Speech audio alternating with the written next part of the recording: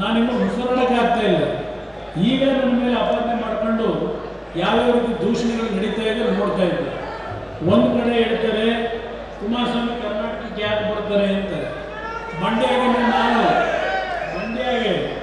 ನನ್ನ ಜನತೆ ಮತ ಏನು ಕೊಟ್ಟಿದ್ದೇನೆ, ನಿಮ್ಮ ಕಷ್ಟ ಸುಖವನ್ನು ಕೇಳಬೇಕು ಅಂತೇಳಿ ಒಂದು ಜನತಾ ದರ್ಶನ ಕಾರ್ಯಕ್ರಮಕ್ಕೆ ನಾನು ಇಲ್ಲಿ ಮಂಡ್ಯಕ್ಕೆ ಬರಲಿಕ್ಕೆ ನಾನು ತೀರ್ಮಾನ ಮಾಡಿ ಅಧಿಕಾರಿಗಳಿಗೆ ಹೇಳಿದರೆ ಒಂದು ಸರ್ಕ್ಯುಲರ್ನ ಹೊರಡಿಸ್ಬಿಟ್ರು.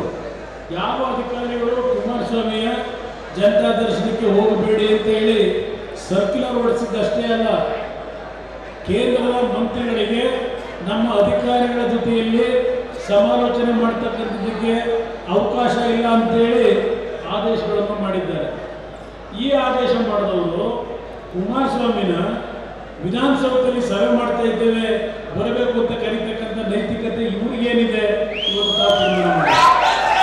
ಕುಮಾರಸ್ವಾಮಿ ಮಂಡ್ಯ ಮಾಡಬಾರ್ದು, ಮಂಡ್ಯದಲ್ಲಿ ಜನತಾ ದರ್ಶನ ಮಾಡಬಾರ್ದು ಅಂತಕ್ಕಂಥದ್ದನ್ನು ಸೂಚನೆ ಕೊಡೋದಾದರೆ ಇವತ್ತು ನನ್ನನ್ನು ನೀವು ಯಾಕೆ ಸಭೆ ಕರೀತೀರಿ?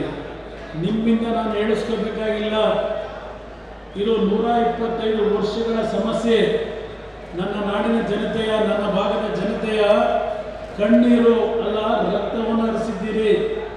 ಈ ಕಾವೇರಿ ನೀರನ್ನು ಉಳಿಸ್ಕೊಳ್ತಕ್ಕಂಥದ್ದಕ್ಕೆ ನಿಮ್ಮ ಕಣ್ಣಲ್ಲಿ ಬಂದಿರತಕ್ಕಂಥದ್ದು ಕಣ್ಣೀರಲ್ಲ, ರಕ್ತ ಅಂತಕ್ಕಂಥದ್ದನ್ನು ನಾನು ಅಂದ್ಕೊಂಡಿದ್ದೇನೆ.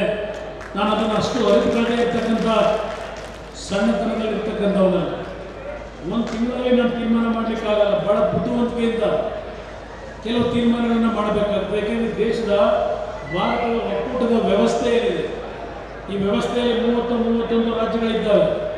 ಇವತ್ತು 125 ಬ್ರಿಟಿಷ್ನವರ ಕಾಲಕ್ಕಿಂತ ಮುಂಚೆನೇ ಯಾವೊಂದು ತಮಿಳುನಾಡು ಮತ್ತು ರಾಜ್ಯದ ನೀರಿನ ಹಂಚಿಕೆ ವಿಷಯದಲ್ಲಿ ಈ ಸಂಘರ್ಷ ನಡೀತಾ ಇದೆ. ಈ ಸಂಘರ್ಷಕ್ಕೆ ಹಲವಾರು ರೀತಿಯ ಕೋರ್ಟ್ಗಳ ಆದೇಶ, ಟ್ರಿಬ್ಯುನಲ್ ಆದೇಶಗಳೇನಿದೆ ಅದೆಲ್ಲವನ್ನು ಗಮನದಲ್ಲಿಟ್ಟುಕೊಂಡು ಯಾವ ರೀತಿಯಲ್ಲಿ ನನ್ನ ರೈತರನ್ನು ಉಳಿಸಬೇಕಾಗಿದೆ. ದೇವೇಗೌಡರು ಇನ್ನೂ ಬದುಕಿದ್ದಾರೆ, 92 ವರ್ಷದ ದೇವೇಗೌಡರು ಇನ್ನೂ ಬದುಕಿದ್ದಾರೆ. ಈ ದೇಶದಲ್ಲಿ ಯಾರಾದರೂ ಒಬ್ಬರು ನೀರಾವರಿಯ ಬಗ್ಗೆ ಸಂಪೂರ್ಣವಾದಂಥ ಒಂದು ಜ್ಞಾನವನ್ನು ಹೊಂದಿರತಕ್ಕಂಥ ವ್ಯಕ್ತಿ ಈ ದೇಶದಲ್ಲಿದ್ದರೆ, ನಾನು ಕರ್ನಾಟಕ ರಾಜ್ಯ ಹೇಳೋದಿಲ್ಲ, ಈ ದೇಶದಲ್ಲಿದ್ದರೆ ಅದು ನೀವು ಬೆಳೆಸಿರ್ತಕ್ಕಂಥ ಸಂಬಂಧಿತ ದೇವೇಗೌಡರು ಅಂತಕ್ಕಂಥದ್ದನ್ನು ಯಾರು ಟೀಕೆ ಮಾಡ್ತಾರೆ ಅವರು ಅರಿತಕ್ಕಂಥದ್ದು ಒಳ್ಳೆಯದು.